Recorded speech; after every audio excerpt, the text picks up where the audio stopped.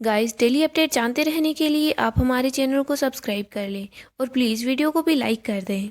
दोस्तों आने वाले एपिसोड में हम देखेंगे मोटिबा कृष्ण कुंज में माता रानी की आरती कर रही होती है, लेकिन मोटिबा बार बार राघव के बारे में ही सोच रही होती है। वो सोच रही होती है कि कहीं राघव वापस लौट कर ना आ जाए, मेरा दिल इतना घबरा क्यों रहा है। वो राघव के बारे में सोच रही होती है। इधर अनुपमा सोच रही होती है कि वसुंधरा जी आरती तो कर रही है, लेकिन उनका ध्यान आरती के अंदर तो बिल्कुल भी नहीं है। पता नहीं ऐसी कौन सी परेशानी है जो उनको परेशान कर रही है। इधर दूसरी तरफ हम राघव को देखते हैं। राघव अन्नू की रसोई में काम कर रहा होता है, तभी उसे आरती की आवाज़ सुनाई देती है। उसे बार बार मोटिबा की आवाज़ सुनाई दे रही होती है, जिसकी वजह से वो बहुत ज़्यादा डिस्टर्ब हो जाता है।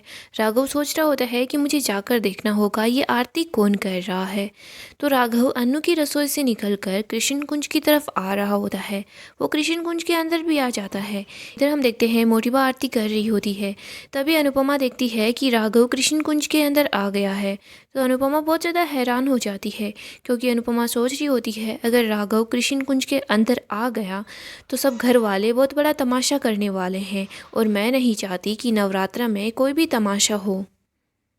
यहाँ पर हम देखते हैं कि मोटिबा और राघव दोनों का आमना सामना नहीं हो पाता, लेकिन दोस्तों जल्दी ही मोटिबा का राघव से सामना होगा। तो मोटिबा बहुत ज़्यादा हैरान रहने वाली है और वो काफ़ी ज़्यादा घबरा भी जाएगी, क्योंकि मोटिबा को 20 साल पहले जो कुछ हुआ था वो सब कुछ याद आ जाएगा। और इधर राघव भी सोच रहा होता है कि मुझे इन लोगों से बदला लेना होगा। मैंने कुछ भी गलत नहीं किया, लेकिन इन लोगों की वजह से मुझे अपनी ज़िंदगी की 20 साल जेल के अंदर गुजारनी पड़ी।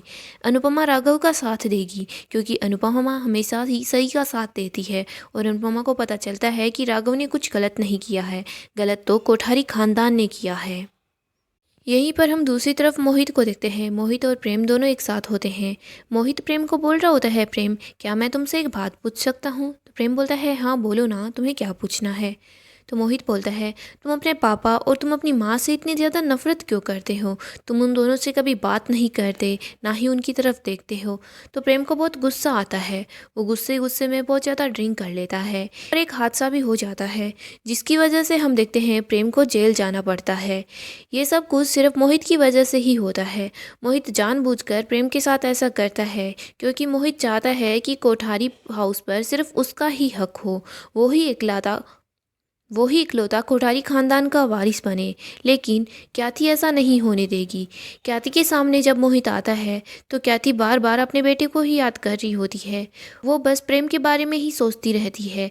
वो अपने खुद के सगे बेटे के बारे में बिल्कुल नहीं सोचती, क्योंकि क्याथी ने पहले ही सोच लिया था अगर वो अपने रियल बेटे को कोठारी हाउस में लेकर जाएगी तो प्रेम को ऐसा लगेगा कि क्याथी प्रेम से प्यार नहीं करती, और क्याथी ये जो सब कुछ कर रही है वो सब कुछ सिर्फ प्रेम के लिए ही करती है। हम देखेंगे राही के सामने बड़ी मुश्किल आएगी।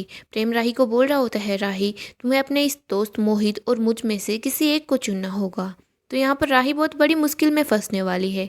गाइस डेली अपडेट जानते रहने के लिए आप हमारे चैनल को सब्सक्राइब कर लें, और वीडियो पसंद आए तो प्लीज़ लाइक ज़रूर कर दें।